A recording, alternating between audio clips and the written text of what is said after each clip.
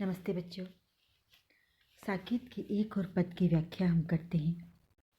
लिखकर लोहित लेख, डूब गया है दिन आहा, व्योम सिंधु सखी देख, तारक बुदबुद दे रहा। दीपक संग शलभ भी जला न सकी, जीत सत्व से तम को, क्या देखना दिखाना, क्या करना है प्रकाश को हमको। हिंदी के आधुनिक महाकाव्य साकेत की रचना राष्ट्रकवि मैथिली शरण गुप्त ने की थी। इस महाकाव्य का नवम सर्ग काव्यत्व एवं विचारों की दृष्टि से महत्वपूर्ण स्थान रखता है। उसी नवम सर्ग से यह अंश अवतरित है। इस अंश में उपेक्षिता एवं वियोगिनी उर्मिला की विरह वेदना का चित्रण किया है। संध्या की बेला है, चतुर्दिक सांध्य बेला का प्रभात फैल गया है। इसी को लक्षित करके उर्मिला कह रही है, हे सखी देख, यह दिन रुधिर के रंगवत लालिमा से लाल होकर कुछ लेख लिखकर डूब गया है या अस्त हो गया है। उसके डूबते ही आकाश रूपी समुद्र में तारागण रूपी बुलबुले खिलते और चमकते दिखाई दे रहे हैं। आगे की पंक्तियों में उर्मिला अपनी सखी से कह रही है, हे सखी, दीपक नहीं जलता क्योंकि इसके साथ ही पतंगे भी जल जाएंगे। हमको बाहरी अंधकार को नहीं मिटाना है, बल्कि अंदर के तमोगुण पर सात्विक भावों की प्रधानता से विजय प्राप्त करनी है। इसके साथ ही वह कहती है कि मन में अशुभ भावों के स्थान पर शुभ भावों का विकास आवश्यक है। हमें न किसी को देखना है और न हम कामना करती हैं कि कुछ भी देखा दिखाया जाए। इस प्रकार स्पष्ट है कि हमें प्रकाश का क्या करना है।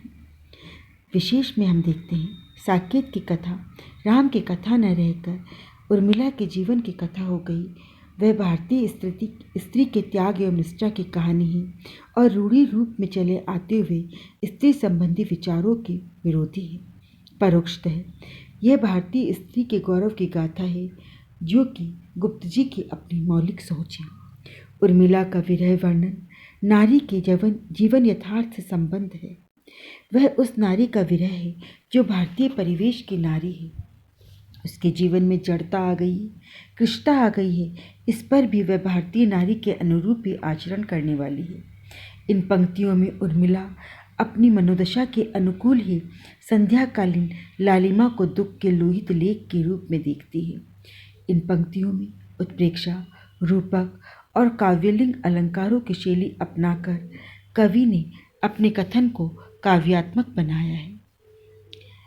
अगला पद है, दोनों ओर प्रेम पलता है, सखी पतंग भी जलता है, हाँ दीपक भी जलता है। शीश हिलाकर दीपक कहता, बंधु प्रथा ही तू क्यों देता, पर पतंग पड़कर ही रहता, कितनी विफलता है, दोनों ओर प्रेम पलता है। हिंदी के महाकाव्य साकेत की रचना राष्ट्रकवि मैथिली शरण गुप्त ने की थी। इस महाकाव्य का नवम सर्ग काव्यत्व एवं विचारों की दृष्टि से महत्वपूर्ण है। उसी नवम सर्ग से यह अंश अवतरित है। इस अंश में उर्मिला की विरह वेदना का चित्रण किया गया है। इन पंक्तियों में उर्मिला कहती है, हे सखी, प्रेम दोनों पक्षों में रहा करता है। प्रेम जब तक दोनों ओर से न पाला पोसा जाए तब तक उसकी पूर्णता सिद्ध नहीं होती। प्रेम में एक ओर दीपक जलता है तो दूसरी ओर पतंगा भी जलता है। दीप शिखा जब हिलने लगती है तो उसका तात्पर्य यही है कि वह पतंगे को निषेध करते हुए कहती है, हे मित्र, तू व्यर्थ ही अपने प्राणों का हनन या समापन क्यों करता है। इस पर भी पतंगा कुछ नहीं करता। दूसरे शब्दों में वह मानता नहीं है, वह तो दीपक के पास जाकर अपने प्राणों को न्यौछावर ही कर देता है। वस्तुतः कैसी विडंबना है, व्याकुलता है। वस्तुतः दोनों ओर प्रेम की विफलता स्पष्ट है कि दोनों ओर प्रेम का दीपक जलता रहता है। विशेष में हम देखते हैं कि उर्मिला की विरह वेदना किसी रानी, महारानी या राजमहल की विलासिनी नारी की वेदना न होकर भारत के सामान्य नारी की वेदना है। वह आधुनिक युग की लोकतांत्रिक स्थितियों के अनुकूल अपनी संगति बिठा लेती है। यह गुप्त जी की मौलिक सोच है।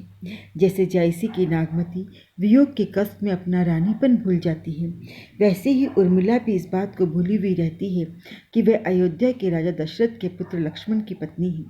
उसकी भावनाएं एवं विचार भारत के किसी विशिष्ट नारी के न होकर सामान्य नारी के हैं। वह अपने आंतरिक गुणों में विशिष्ट बनी है, न कि राजमहल की सुख सुविधाओं में। गुप्त जी का शब्द विधान भावानुकूल है। भाव को अधिक मर्म स्पर्शी एवं आकर्षक बनाने के लिए ही गुप्त जी ने पदमित्री की कलात्मकता उत्पन्न की है। धन्यवाद।